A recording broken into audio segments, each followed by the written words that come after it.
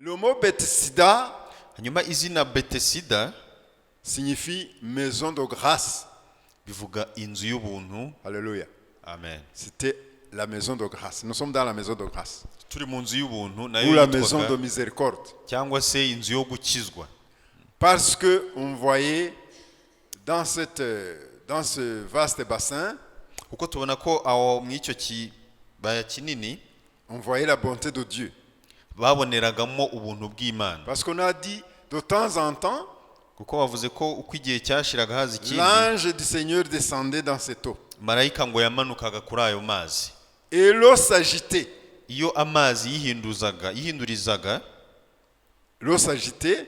ubwo amazi yihindurizaga, Et le premier qui entrait après cette agitation dans cette eau, umuntu winjiraga mu ayo mazi wa mbere mu gihe yihindurije il guérissait de sa maladie. yahitaga akira indwara ze. Alléluia. Amen. La Bible nous a dit n'importe quelle maladie. Bibiliya yavuze ngo indwara iyo ari yo yose. Amen. Amen. Alors, on nous a dit au verset 3 que dans ce portil était couchée une multitude de malades. Batubwiye rero ko kwayo marembo hari haryamye abarwayi benshi batandukanye. Ces malades, c'est l'image de son monde. Abo barwayi ni igishushanyo cy'isi. On a cité les aveugles, Bavuze impumyi, on a cité les boiteux, bavuga ibirema, on a cité les paralytiques, bavuga abanyunyutse, les gens qui avaient une sorte de paralysie. basa naho bari paralize, ariko ubundi iyo tuvuze paralize akenshi hari n'igihe uvuga ufite ingingo zidakora neza, Qui attendaient le mouvement de l'eau. abo bose babaga bategereje ko amazi yihinduriza. Il y avait des gens qui venaient de passer plusieurs années avec leur maladie. Biranashoboka hari abantu bari bamaze imyaka myinshi bafite ubwo uburwayi bwabo. Alors, pourquoi est-ce que j'ai dit que ces malades représentent l'humanité? Kuki navuze ko abo barwayi bahagarariye ikiremwa muntu cyangwa bashushanya ikiremwa Parce muntu? qu'il peut y avoir des aveugles spirituels. Ni ukubera ko dushobora kugira impumyi mu by'umwuka. Il y a des gens qui peuvent regarder de par leurs yeux, Ushobora kubona hari abantu bareba ariko amaso asa naho mais yahumye, spirituellement, ils ne voient pas. ariko mu by'ukuri batareba mu bijyanye n'umwuka. On peut être boiteux Ushobora no kuba rwose uri ikirema spirituellement. mu by'umwuka. On peut même avoir une paralysie spirituelle. Ushobora no kugira uburyo bumwe ubaho unyunyutse mu by'umwuka. Mais tous ces malades Ariko abo barwayi bose attendaient la guérison. babaga bategereje Alléluia. gukira. Amen. Aujourd'hui, ça ne veut pas dire que ta maladie, quelle que soit, Uyu munsi ntibivuze ko pas indwara yawe iyo ari yo yose itakira. ça peut guérir selon la parole de Dieu. Ishobora gukira bitewe n'ijambo. Alléluia. Amen. L'évangéliste nous a nommé, donc l'évangéliste Jean, Umuvugabutumwa cyangwa ubutumwa turi gusoma bwa Yohana il nous a nommé ces quelques-unes de ces maladies, yatubwiye zimwe muri izo ndwara, mais ça ne veut pas dire que ce ne sont que cela. ariko ntibivuze ko ari izo zonyine. Il y avait peut-être d'autres maladies qu'on n'a pas citées. Birashoboka ko hari n'izindi cyangwa bari baje bafite izindi ndwara batavuze mu La hano. Bible ne nous dit pas exactement de quoi il s'agissait. Bibiliya ntabwo yasobanuye izo zindi izo arizo. Alors, revenons maintenant au miracle de Jésus. Reka noneho tugaruke ku gitangaza cya Yesu. Au verset 4, on nous a dit, Umurongo wa 4 batubwiye, car un ange descendait de temps en temps dans le réservoir et troublait l'eau. ngo iyo marayika haravuze ngo kuko rimwe na rimwe marayika yamanukaga akajya muri icyo kidendezi agahinduriza amazi. Je pense que l'ange venait à l'improviste, Ndatekereza ko marayika yazaga atunguranye, de façon même inaperçue. yewe no mu buryo umuntu atatekereza, Parce que les gens devaient regarder chaque fois kuko buri gihe abantu bagombaga kuba bari maso et voir si l'eau s'agite. bategereje kureba niba amazi yihinduriza. Autrement, si l'ange du ciel venait à la vue de tout le monde, Mu buryo bumwe niba koko marayika yarazaga bose bamureba, je pense que les malades aussi pouvaient se heurter. Les malades pouvaient se heurter les uns contre les autres. yego ushobora ko wenda bari no niba navuga nko kurwana cyangwa se Kugongana cyangwa kugongana kubyigana. kugira ngo wenda umwe abe ari ujya muri ayo mazi. C'est pour cela que je dis que l'ange venait à l'improviste et niyo invisiblement. mpamvu mvuze ko marayika yazaga batunguye kandi atagaragara. Et le malade qui entrait le premier après l'agitation de l'eau. Hanyuma umurwayi winjiraga ari uwa mbere mu kidendezi nyuma y'uko amazi yihindurije, Il guérissait. yarakiraga. Comment peux-tu expliquer ça scientifiquement? Ibyo bintu wabisobanura ute mu buryo bw'ubuhanga? Est-ce que c'était une source d'eau souterraine? Ese ni amazi yo hasi mu butaka? Est-ce que c'était de l'eau gazeuse? Ese ni amazi wenda ari mu mwuka wundi? Qu'est-ce qui guérissait normalement ces gens? Mu by'ukuri ni iki cyakizaga abo bantu? C'est pour cela que certains des Juifs Niyo mpamvu bamwe mu bayuda ne croyaient même pas à ce miracle. batigeraga bizera icyo gitangaza. Souvent, ils prenaient ça comme une sorte de spiritisme. Mbere babifata nk'ari nk'ibintu bidasobanutse cyangwa byo gukabya urebye. Ibintu bimeze nk'ubupfumu. Parce que on se demandait, mais qu'est-ce qui fait que... parce qu'il y avait des gens qui témoignaient leur guérison. Ko baravuze ati ibi ni biki, kuko hari n'abahamyaga ko bakize bakiriye kuri cya kidendezi. Bon, n'allons pas là, mais c'était un miracle de Dieu. Bashobora kuba bataranajyaga ariko cyari igitangaza cy'Imana. Alléluia. Amen. Restons dans cette foi. Reka tugume muko kwizera. Au verset 5, on dit, il y avait un homme Noneho ku murongo wa 5 batubwiye ko hari umugabo qui était malade depuis 38 ans. wari umaze imyaka 38 arwaye. Y a-t-il quelqu'un qui a 38 ans ici? Hari uri hano ufite 38? Non, on n'en a pas. Ah, voilà. Alors, Monsieur Lamech et Monsieur Eliezer ont 38 ans. Jewe na Eliezer turi kugira imyaka 38. Imaginez-vous quelqu'un qui est malade de paralysie Noneho utekereza umuntu arwaye iyo ndwara yo dès la naissance de Lamech et d'Eliezer. kuva igihe navukiye na Eliezer igihe yavukiye. Ils viennent d'avoir des enfants. Tumaze kugira abana. Et cet homme est malade depuis so longtemps. Tukaba turwaye kuva twavuka kugeza uyu munsi tunyunyutse. C'est un problème. Ikibazo gikomeye. Une maladie depuis 38 ans. Indwara umaranye imyaka 38. Et une maladie de paralysie. Kandi noneho indwara yo kunyunyuka. Je ne sais pas comment on peut appeler ça en Kinyarwanda, mais la paralysie, ça crée une malfonction de tous les organes.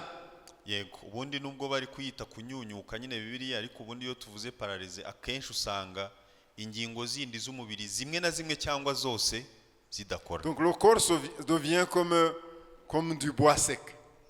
Usanga umubiri warabaye nk'urukwi rwumye. Le toucher, le sens du toucher ne fonctionne plus. Ibyo kuvuga ngo wenda niba umukozeho nta nabyumva. Il a eu cette maladie pendant plus de 38 ans. Iyo ndwara umuntu akaba yimaranye imyaka 38. C'était une maladie incurable. Ni indwara idakira.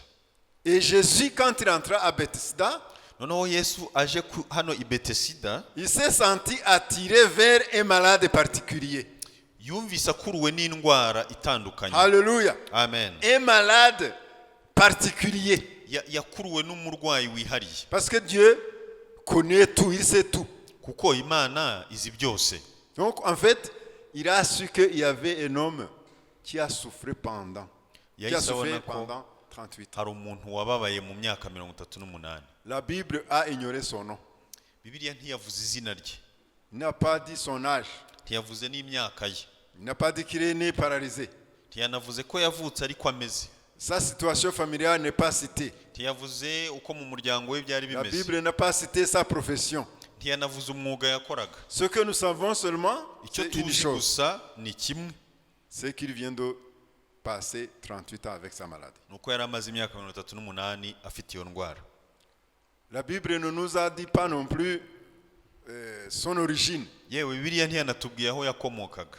Il peut ne pas avoir ni famille, Biranashoboka ko nta muryango yari afite. ni amis pour s'occuper de lui. Wenda nta n'inshuti yari afite imwitaho. Il devait se défendre lui-même. Gwe niwe yagombaga kwirwanaho wenyine. Alors il paraît que à Bethesda, c'était chacun pour soi. Urabona birashoboka ko ku Ibedesida buri wese yirwana. Parce que la réponse qu'il a donnée à Jésus, Kuko igisubizo yahaye Yesu ça montre qu'il n'y avait personne pour s'occuper de lui. bigaragaza ko nta muntu yari afite umwitaho. La troisième chose, Cya gatatu c'est que cet homme était toujours en retard. bigaragara ko buri gihe uwo muntu yabaga yakererewe, Parce yazaga que la yakererewe. réponse qu'il a donnée, la voici. Kuko igisubizo yatanze Lisons ça au verset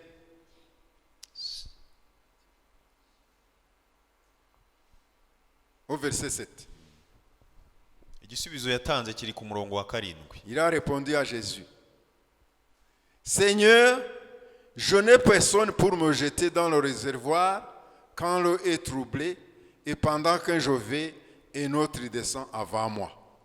Yego, yaramusubije ati databuja simfite umuntu unjugunya mu kidendezi y'amazi yihindurije. Nkiza undi antanga kumanukamo. Donc ça veut dire que, de par sa faiblesse, Bivuze ko uretse no kuba nta mbaraga yari afite, il était toujours en retard. yahoraga n'ubundi aza Il ne pouvait yakererewe. jamais arriver à temps. Ntabwo yahagereraga igihe. Est-ce que vous connaissez des gens qui sont toujours en retard? Muzi abantu bahora bakererewe. Hein? Vous voyez comment c'est catastrophique d'être toujours en retard. Ni bibi cyane guhora wakererewe. Si tu es en retard, Iyo wakererewe il n'est écrit nulle part dans la Bible, ntaho byanditse muri Bibiliya, mais on nous a prêché que quand on vient à l'église, ariko batwigishije ko iyo uje ku rusengero il y a un ange de Dieu qui est là, batubwira ko hari marayika w'Imana uri aho avec son grand livre et son stylo, afite igitabo kinini n'ikaramu, et il écrit des gens qui sont déjà à l'église à l'heure. akandika abahagereye igihe. Niko batubwiye Je dis nubwo que ntaho c'est ce qu'on nous a enseigné. tubibona muri Bibiliya, ariko barabitwigishije. Pour nous dire que nous ne devons jamais être en retard.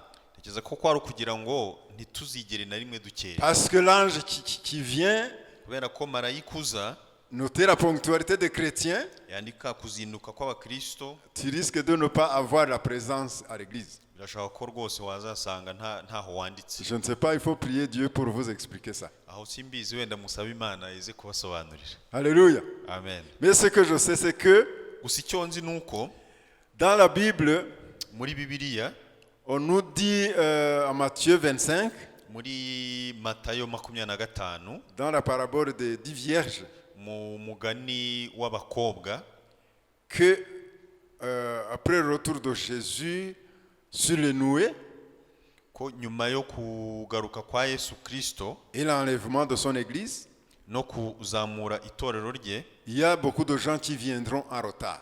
hari abantu benshi bazaza bakererewe.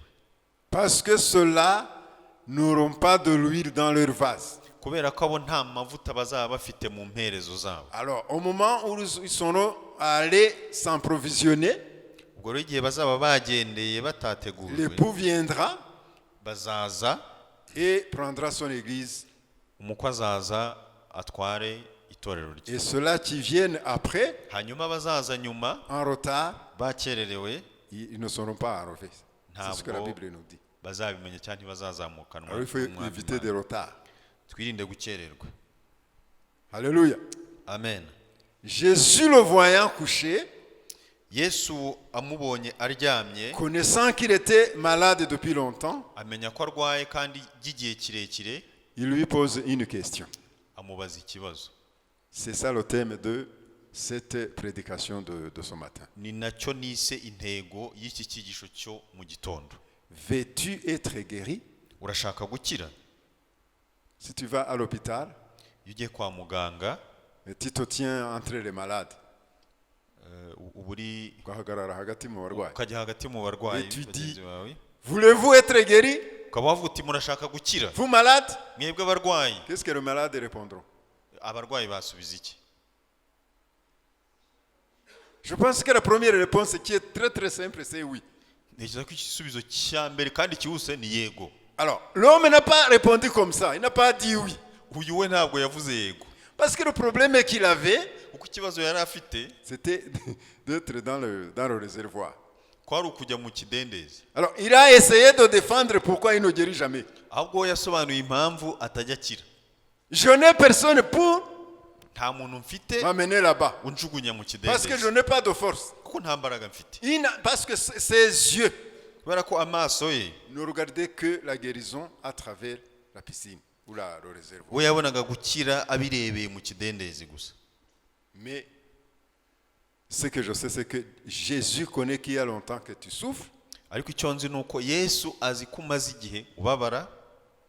Alléluia. Amen. Et il veut te stimuler à la guérison par la foi. kandi arashaka kukugeza mu gukira akoresheje kwizera. C'est pourquoi il te pose cette question. Veux-tu être guéri? niyo mpamvu akubaza ikibazo ngo urashaka gukira. Alléluia. Amen. Alors, non seulement il est malade, ntabwo arwaye ils sont gusa malades, non seulement il est malade, mais il est aussi impuissant. nta n'imbaraga afite. Il se sent abandonné. yiyumva ko yatawe. Il dit, je n'ai personne. nta muntu mfite. Je viens toujours le dernier. buri gihe nza ndi uwa nyuma. Je suis toujours en retard. buri gihe nza nakererewe. En fait, il est découragé. by'ukuri yacitse intege. Que Dieu nous fortifie. Imana iduhe imbaraga. Mais Jésus de lui donner 3 ordres. hanyuma Yesu rero yamuhaye twabyita nk'amategeko 3. Pas question de regarder dans le réservoir. nta mpamvu yo kureba ku kidendezi. Lève-toi, haguruka, prends ton lit, fata uburiri bwawe, marche. ugende. Alléluia. Amen. Lève-toi, haguruka, prends ton lit fata uburiri bwawe, et marche. ugende. Cette fois-ci, le malade n'a pas hésité. ku y'inshuro noneho ntabwo Je ne yabitekerejeho pense cyane. pas qu'il allait dire peut-être, mais Jésus, je ne peux pas. ntabwo yasubije ngo Yesu sinabishobora. Mais la Bible nous dit aussitôt. ahubwo iravuga ngo muri ako Hallelujah. kanya. Amen. Souligne le mot aussitôt. uyu murongo muri ako kanya muwuceho akarongo. L'homme fut guéri. arakira. Acclamons Jésus. Amen. Aussitôt, l'homme guérit. ako kanya wa mugabo arakira. Et la Bible nous dit, il quitte son on appelle ça les grabats. Ngobyi. ahagurukana n'ingobyi ye, asiga ya ngobyi ye aragenda. Alléluia. Amen. La parole créatrice de Jésus a son effet immédiat. ijambo rirema rya Yesu Kristo rifite ububasha bwo guhita rikora ikintu ako kanya. Amen. Amen. Veux-tu être guéri? ese urashaka gukira? Exécute directement ce que Jésus te dit. bikore ibyo Yesu akubwira nonaha. Amen. Amen. Parce que sa parole, kubera ko ijambo rye ça crée rirarema et ça guérit. kandi rirakiza. Et ça guérit n'importe quelle maladie. kandi rikiza indwara iyo ari yo Parce que yose. même cet ange kubera ko n'uwo marayika descendait au nom de Dieu. yazaga mu izina ry'Imana. Le miracle s'opérait au nom de Dieu. igitangaza cyabaga mu izina ry'Imana. Alors Jésus est toujours un Dieu de miracles. Yesu aracyari uw'ibitangaza. Il n'a pas besoin de faire des consultations. ntabwo akeneye kubanza gusuzuma. Ta maladie, si incurable que ce soit, iyo ndwara nubwo yaba idakira ku kigero runaka, à la parole de Jésus, iyo haje ijambo rya Yesu aussitôt ako kanya il guérit, le malade guérit. iyo ndwara irakira. Alléluia. Amen. Aujourd'hui, on a parlé de la paralysie physique. uyu munsi twavuze ku kunyunyuka cyangwa se kuremba mu buryo bugaragara. Mais j'ai l'impression qu'il y a aussi des paralysies spirituelles. ariko ntekereza ko hari n'abandi baba barembye muri ubwo buryo ariko by'umwuka. Et depuis longtemps. kandi bikaba bimaze igihe. Regarde dans ton intérieur, spirituellement. irebe muri wowe, imbere muri wowe mu by'umwuka. Tu verras peut-être qu'il y a quelque chose qui croche toujours dans tes habitudes. urasanga hari nk'ikintu gikunda kugaruka mu buzima bwawe cyangwa mu ngeso zawe. Et ça t'empêche d'arriver à la perfection spirituelle. bikaba bikubuza kukugera ku kwera gukwiriye ku mwuka. Ça, c'est une sorte de paralysie. iyo ni imwe mu ndwara yo kunyunyuka. Alors, Jésus, où tu vois un paralytique, aho rero waba ubona uko kunyunyuka, Jésus voit un homme marcher.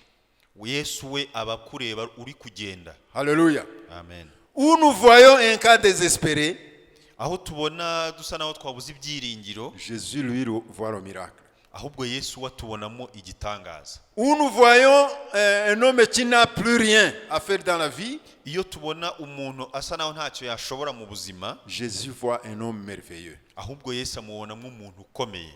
Alléluia. Amen. Alors, ne dites pas c'est fini pour moi. Ne dites pas c'est fini pour moi. Ntuvuge ko byarangiye kuri wowe, Parce que cet homme venait de passer 38 ans. kubera ko uyu mugabo yari amaze imyaka 38, Mais même après 38 ans, na nyuma ya 38 les choses peuvent se passer. ibintu dans la bishobora voie normale. kubaho mu buzima. Alléluia. Amen. Alors, on ne peut pas faire la guérison de soi-même, Nta muntu ushobora kwikiza, surtout des paralysies spirituelles. cyane cyane uku kunyunyuka mu by'umwuka. Ça, c'est une maladie qui est guérie par Jésus. Iyi ni indwara ikizwa gusa na Yesu Kristo. Mais pour que tu guérisses, Ariko kugira ngo ukire, tu ne resteras pas là où tu es. ntabwo uri bugume aho uri. Il faut te lever. Birasaba ngo ubyuke cyangwa uhaguruke. Lève-toi. Byuka, haguruka. Lève-toi. Haguruka, Lève-toi. haguruka. Prends une autre direction. Ufata ikindi cyerekezo. Prends une autre décision. Fata undi mwanzuro. Sinon, tu vas rester paralytique. Nutabikora uragumaho ukomeze. Parce que je pense que cet homme, s'il n'avait pas exécuté ce que Jésus lui disait, kuko ntekereza ko uyu muntu nawe yitagikora ibyo Yesu yaramubwiye, il resterait avec sa maladie. yari kugumana uburwayi bwe. Alors, toi aussi, veux-tu être guéri? None se nawe urashaka gukira? Monsieur, veux-tu être guéri? Ese mwene data urashaka Madame, gukira? veux-tu être guéri? Mushiki wacu urashaka gukira? Mademoiselle, veux-tu être guéri? Nkumi, mukobwa urashaka gukira? Lève-toi. Haguruka. Jésus ne fait rien sans que tu le veux. Yesu ntacyo ari bukore wowe utabishaka. Il faut que tu reconnaisses ta paralysie. Ni byiza ko ni ngombwa kubanza ukamenya uburwayi bwawe. Tu peux avoir la paralysie dans ta bouche. Ushobora kuba ufite uburwayi ku munwa wawe, parce que tu as une paralysie de dire la vérité. kuko ufite unyunyutse mu byo kuvugisha ukuri. Chaque fois tu mens. Igihe cyose ukaba ubeshya. Tu peux être paralytique Ushobora kuba urembejwe dans les convoitises corporelles, ukaba unyunyuwe les convoitises charnelles. n'irari ry'umubiri, Et ça depuis longtemps. kandi bimaze igihe kinini. Mais veux-tu être guéri de cette paralysie? Ese ntushaka gukizwa uko kunyunyuka? Tu te lèves Wahaguruka, et tu marches. uhaguruke Et tu marches ugende, vers Jésus. kandi ugende usanga Yesu Et Kristo. Jésus est capable d'anéantir cette paralysie. Yesu Kristo ashoboye gucogoza cyangwa guca intege Alléluia. ubwo burwayi. Il y a plusieurs sortes de paralysie dans notre vie. Hari indwara nyinshi umuntu ashobora kuba Il y a arwaye. plusieurs paralysies qui nous empêchent d'arriver à la bonne perfection de l'esprit. Hari uburyo bwinshi bwo kunyunyuka butubuza kugera mu Et gukiranuka kwacu, ça dure. kandi bikamara igihe kinini. Ça dure longtemps. Bikamara igihe kinini, Plusieurs années. imyaka myinshi. Mais Jésus Ariko Yesu Kristo n'a jamais peur des années que ta paralysie vient de durer. we ntatewe ubwoba n'imyaka umaze nk'iyo Son ndwara. pardon, Imbabazi ze, la guérison, gukira ça vient. biraza, Mais ça ne vient pas automatiquement. ariko ntabwo byizana ako kanya. Il faut d'abord ta volonté. Harabanza kugaragara ubushake bwawe. Il faut d'abord que tu te tiennes à Bethesda. Ni ngombwa kubanza kugera i Betesida, Dans cette maison de grâce. kuri ya nzu y'ubuntu, Dans cette maison de miséricorde. ya nzu y'imbabazi. Et tu essaies de dire ta paralysie Hanyuma ugatangira gusobanura ubwo sans burwayi rien bwawe, cacher. nta na kimwe usize, Sans rien cacher à Jésus. nta na kimwe uhishe Yesu. Alors, tu recevras ce que tu as demandé. Aho rero uraza kubona icyo wasabye, La guérison. gukira. Nous allons prier. Tugiye gusenga. Veux-tu être guéri? Ese urashaka gukira? Regarde dans ton cœur Reba mu mutima wawe, quelle sorte de paralysie tu as. ufite ufite ubuhe bwoko bwo Quelle maladie kunyunyuka spirituelle tu as? ni iyihe ndwara mu by'umwuka urwaye Jésus est capable de tout. Yesu ashobora byose Aussitôt, ako kanya après que tu eusses fini de lui dire ta maladie, ukirangiza kumubwira indwara yawe d'annoncer ta paralysie, ubwo ukimara kuvuga ubwo burwayi rwawe aussitôt ta paralysie sera guérie. ako kanya nawe urahita ukira. Veux-tu être guéri? Lève-toi. Niba ushaka gukira Marche vers Jésus. sanga Yesu. Alléluia. Amen. Alors, nous allons prier. Si tu as besoin d'aide, Tugiye gusenga niba si tu as ukeneye besoin de prière ubufasha mu masengesho pour chasser cette paralysie spirituelle qui jonche ton cœur, ton kugira esprit, ngo utsinde iyo ndwara ihora ikuganza, lève-toi haguruka et nous prions. hanyuma dusenge. Ce malade qui était à Bethsaida Uyu murwayi wari i Betesida venait de passer plusieurs années. nawe yari amaze imyaka Mais myinshi il était juif. kandi yari umuyuda. Il était juif. Yari umuyuda Et là où il a été guéri, c'était une fête de joie. kandi aho yakiriye hari hari ibirori by'ibyishimo. Tu sembles être joyeux, Nawe usa n'uwishimye mais avec une paralysie intérieure que nous ne voyons pas. nyamara ukaba ufite uburwayi imbere muri wowe twe tutabona, Mais Jésus a vu ça. ariko Yesu yabubonye Et son mot est venu à cause de toi. kandi ijambo rye rije kubera wowe. Alors lève-toi, Haguruka rero nous allons t'aider à prier tugufashe gusenga pour chasser toutes ces paralysies qui kugira ngo dutsinde ubwo burwayi bwose t'empêchent d'avancer. bituma utagenda ngo ugire imbere. Nous allons inviter notre évangéliste, Turasaba mwarimu Florence. Florence. Je vois quelqu'un qui s'est levé Ndabona hari uwahagurutse, derrière, j'en vois aussi d'autres. turabona bene data bahagurutse Mais il faut plaider pour ces paralysies. kugira ngo turabafasha kugira ngo mutsinde Parce que si tu uburwayi. viens tardivement, Ko nutinda nous avons vu quelqu'un qui a dit que je suis toujours en retard. twabonye uwavuze ko ahora akererewe. Les retards, il faut faire attention. Gukererwa tubyirinde, Ça peut aussi être une sorte de paralysie. nabyo bishobora kuba uburwayi. Alors, que Dieu te pardonne, que Dieu nous pardonne et que Dieu vous Tubabarire, bénisse. Imana itubabarire, Imana ibahe Nous umugisha. allons prier Tugiye pour vous, gusenga, mais aussi vous priez intérieurement tugiye gufatanya gusenga, ariko namwe musenge pour imbere, que ces musengere imbere paralysies mwisengere passent au nom de kugira Jésus. ngo iyo ndwara ikire mu izina rya Yesu. Bana data wa twese udukunda, turagushimiye kubw'ijambo ryawe ritanga ubugingo, turagushimiye kubw'ijambo ryawe rikiza, kandi ijambo ryawe uvuganye natwe muri iri teraniro, izina ryawe nirihabwe icyubahiro.